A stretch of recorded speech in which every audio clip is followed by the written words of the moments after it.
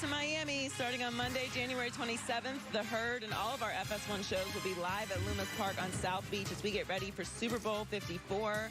We'll have great guests, wall-to-wall coverage, giveaways, and a whole lot more. FS1 Super Bowl week live from Miami is just 2 weeks away. By the way, I was reading a story yesterday, Joey. You know how sometimes, most of the cities that deserve pro teams have them? Right. But I always felt Vegas was uniquely capable of having an NFL team. I agree. In the winter, your weather's pretty good. So if you put the Raiders, a Denver fan or a Kansas City fan in December would love to do the road trip to Las Vegas. Raiders yesterday, I think it's the last place in America that didn't have a major pro team. It's going to be a home run. Raiders have now officially sold out all their PSLs. Yeah. All the tickets for the Raiders are selling out. This is, generally over the last 15 years, we've kind of wedged, baseball to Miami. It's, nobody wants to play outside in Miami in the summer. There's been a lot of these, like Jacksonville NFL. You're like, New Orleans NBA. It didn't really work the first time. We kind of wedge teams into series. I think you could take 4 teams out of every league and everybody be fine. The warm weather hockey experiment hasn't been great, right? Raiders in Vegas, the ticket sales through the roof. Yeah, that doesn't surprise me at all. I think people have this idea of Vegas, because it's Vegas. And for the most part, it's earned. Right. Like, it is Las Vegas. But we saw with the hockey team there, they had the local support instantly. And people love to go to Vegas. For LA, it's so easy. You can go for literally a day trip, fly, be back there the next day. It's a 42-minute flight from where I sit until Vegas. And there's one every single hour. Salt Lake's close. Phoenix close. LA's close.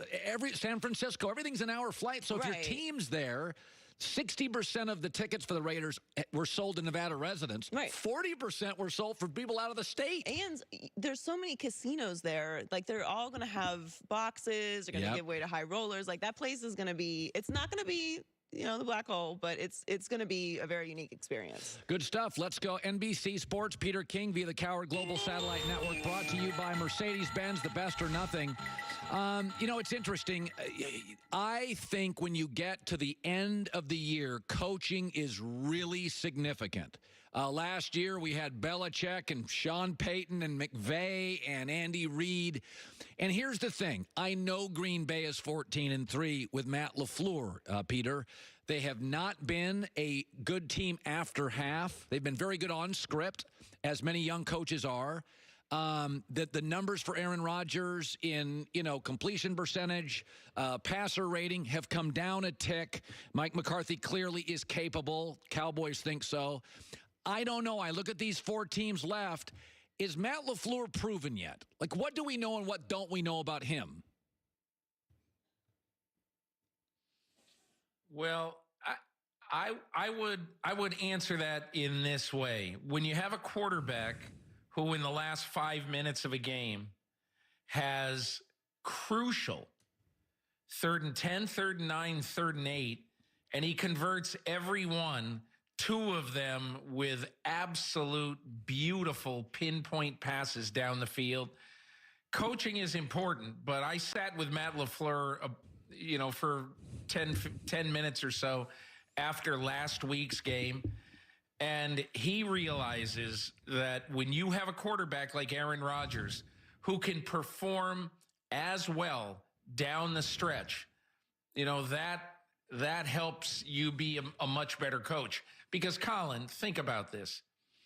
If any one of those 3 passes are incomplete down the stretch, you're going to give Russell Wilson the ball back with more than 2 minutes left and at least 2 timeouts left and down by 5 points.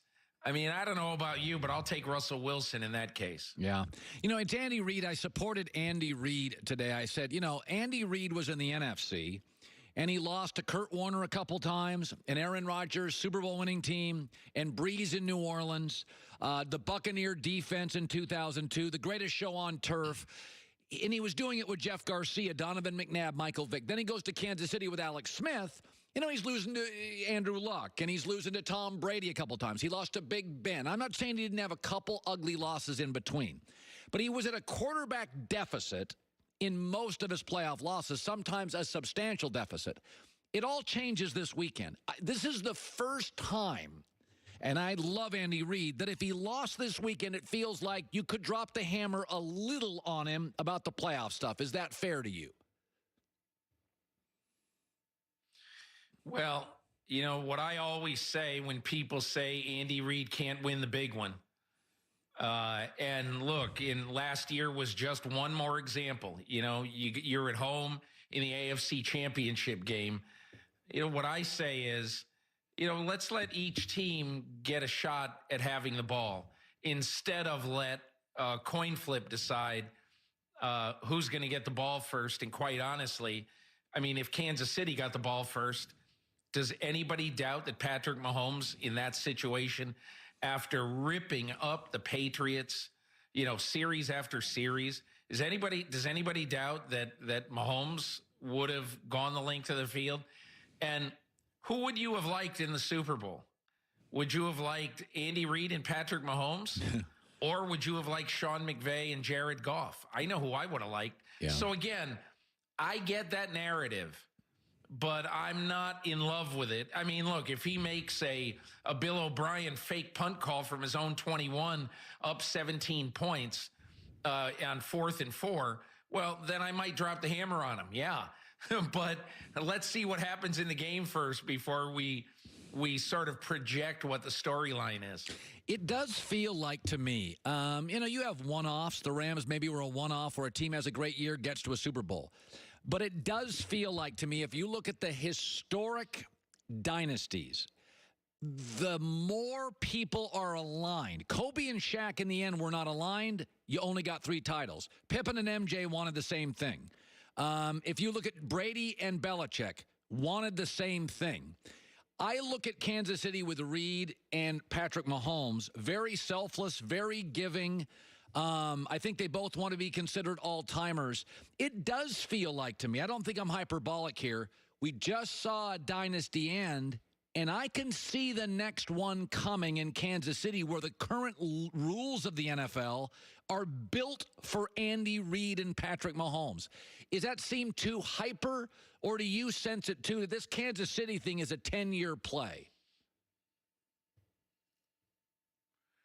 Well, I'll just say this. The one thing I remember talking to Andy Reid about this late in his Philadelphia tenure, I remember saying to him, I said, you know, the interesting thing about your career is that there's very, very few teams in the NFL who can say that the week that they go to training camp, the last week of July, when you go to training camp, you know, it's not just a feeling or a hope, but you know that you've got a very good chance of playing deep into January. And Andy Reid's teams always did. Now that he has Mahomes, every year when he goes to training camp, he's going to know that if our defense is good enough, we could play deep into January. And if everything goes right, we could play the first week of February too. But there's a very big but in there. And that is, if you spend so much money, so much cap money on your offense, on your quarterback, on his weapons, on your line, is there going to be enough to build consistently great defenses? Very fair. And, or I should say, maybe top 10 defenses. Yep. And that would be my only asterisk. But as long as you got Mahomes, you should have a chance to play deep into every January. Yeah, by the way, that's very fair. We talked to Nick Wright, who's from Kansas City. You start paying a quarterback $39 million. At some point, you lose your second best receiver and your second best offensive tackle and your second best pass rusher, and you're good, not special. Let's go back to Green Bay, San Francisco. Listen, I love John Lynch. I covered him in Tampa. It was my last NFL beat. He worked at Fox. Are you surprised at the Shanahan-John Lynch combo Garoppolo thing has worked to this level this quickly? No, I'm not surprised because I think, first of all, the cupboard was not completely bare when they took over. They had a good base of talent on the defensive line that they have obviously added to, you know, with Thomas and Bosa in particular, Bosa. And also getting D Ford. And I think don't forget what happens to you if you've got a really good defensive front which they do, and a quarterback who keeps you in every single game. And those are the two things they have and that they were very conscious of. And look, I'll always think, and I want to know the story one day. And I think maybe Bill Belichick, Kyle Shanahan, or John Lynch, 20 years after they retire, one of them is going to say, here's the real story behind the Garoppolo trade. Because I'd like to know how Garoppolo for a 2 makes sense. Yeah. In this climate where I believe that teams like Cleveland would have paid more, but Belichick seemed to want Garoppolo to go to a place where he would have a chance, not a place where he would die in quicksand every year. By the way, one of the things I notice about sports, and I've always been fascinated, that, for instance, in the NBA, everybody now shoots threes, which is now opening up the mid-range jumper because nobody defends it. So Kawhi Leonard and Chris Paul are having great seasons. It's cyclical. In the NFL, over the last 6 to 7 years, the rules legislated have made it more of a passing league. But in the last year, the Niners are actually a power running team. Tennessee's a power running team. And so I think as teams have drafted more perimeter players, faster linebackers, smaller linebackers, for this passing league to be a linebacker in space, it's opening the door for the Titans. Like when I look at San Francisco, I actually see a running team. How about you? Absolutely. It's not only that you see a running team, but at the beginning of the year, their big weakness was no consistent deep threat. But I think the thing that they do have, you're absolutely right. They went into training camp this year with 4 real high-quality running backs.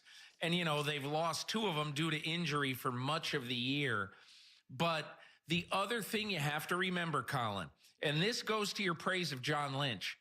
John Lynch and his personnel director, Adam Peters, in 2017, in the 5th round, they had a need for a developmental tight end, okay? And they looked at this guy who only caught like 48 passes in his career at Iowa, was a real underachiever. I don't know this, but I've always wondered if that coaching staff at Iowa was very lukewarm about him. And so maybe because even though he was a talented guy, maybe talk some people out of drafting him real high. And that was to the benefit of the San Francisco 49ers. And now they have a guy in George Kittle, who not only is the son of a Big Ten football player, but who basically now clears out the middle many times by himself. He's a physical freak. He just wants to steamroll people. And so to me, you can't forget that when you talk about what is one of the things that's made their running game go. Not just good running backs, but teams have to pay so much attention on defense to George Kittle. Yeah, I watched the NFL Films piece of video on George Kittle over the weekend. It was on social media. He just manhandled Everson Griffin twice in that game. One of the league's better pass rushers. Peter King, NBC Sports. Good seeing you. Have a great weekend, Peter. Thanks. You bet. Weather can be unpredictable at times. Don't make it inside the car tough to drive, though. Go to Walmart. They last 2 times longer than other blades. They're called Michelin Endurance XD Silicone Wiper Blades, real-world proven. Before the end of the hour, Logan Ryan, Titans DB, will join us. The former Patriot, too, Joy Taylor with the news. No.